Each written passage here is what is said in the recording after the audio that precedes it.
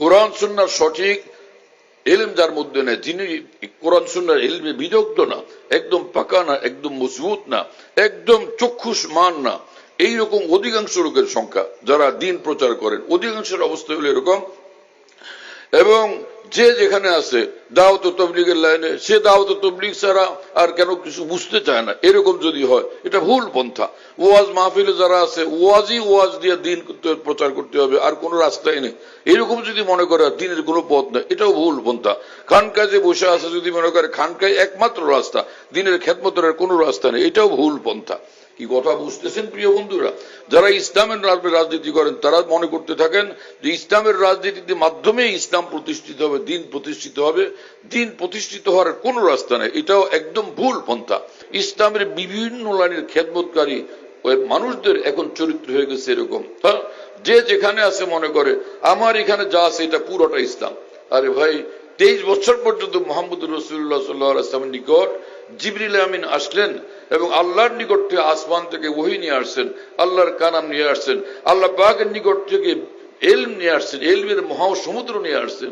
সে তুমি যে রাস্তায় ঘুরতেছো দিনের নামে, ওই 23 বছর পর্যন্ত আল্লাহ রাসূল সাল্লাল্লাহু আলাইহি ওয়াসাল্লামকে জিবরিল আমিন এই কথা কয়টাই খালি শুনেছেন।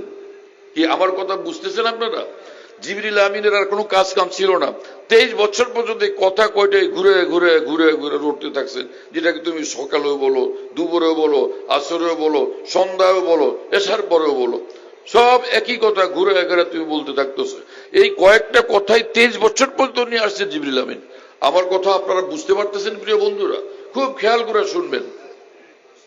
আমি মানুষের কাছে সারা দেশ দুনিয়া যতটুকু আমার ঘুরবার তৌফিক হয়, কোনো পয়সা ইনকামের জন্য আলহামদুলিল্লাহ আমি যাই না, মানুষের কাছে যাই যে আকাবের দিন কোরআন সুন্নাহর যে নির্ভুল এবং গ্রহণযোগ্য বিশ্বস্ত ব্যাখ্যা করে গেছেন সেগুলো নিয়ে আলোচনা করা, আল্লাহর বান্দাদের কাছে সেগুলো পৌঁছানো, যাতে আল্লাহ তাআলা আমাকেও কামিয়াব করেন, আমার সব মুসলমান ভাইকে কামিয়াব করেন।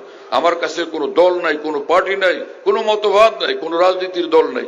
আর সব মুসলমানের জন্য আমার দিলের আওয়াজ এবং আমার ব্যথা এবং দিনী কথাগুলো সব মুসলমানের জন্য। আমি দলাদলি পছন্দ করি না। যে কোনো মুসলমান হাজার ভুল করছে, হাজার অন্যায় করছে, হাজার নষ্ট হয়ে গেছে, হাজার গুমরাহিতে নিমজ্জিত হয়েছে, কিন্তু সে আমার মুসলমান ভাই।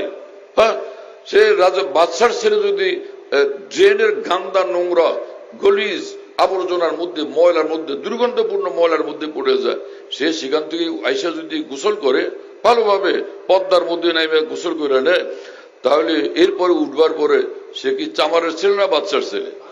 একজন মুসলমান হাজার অন্যায় করে ফেলছে, চাই সে যত বড় অপরাধ করুক না কেন, একটা করুক বা 1 কোটি অপরাধ করুক, গুনাহ করুক, অথবা 1 কোটি গুমরাহিতে থাকুক, সেদিন যেদিন যার বুঝে আসবে আমি ভুল করে ফেলছি, সে ওই ড্রেন থেকে যখন বের হয়ে এসে তওবা করবে এবং মহান রব্বুল আলামিনের দ্বীনের পদ্মার মধ্যে গোসল করবে, তো সে তো সেই শাহজাদাই শাহজাদা, লক্ষ কোটি শাহজাদার চেয়ে তার মর্যাদা উঠবে। কারণ সে একজন মুসলমান।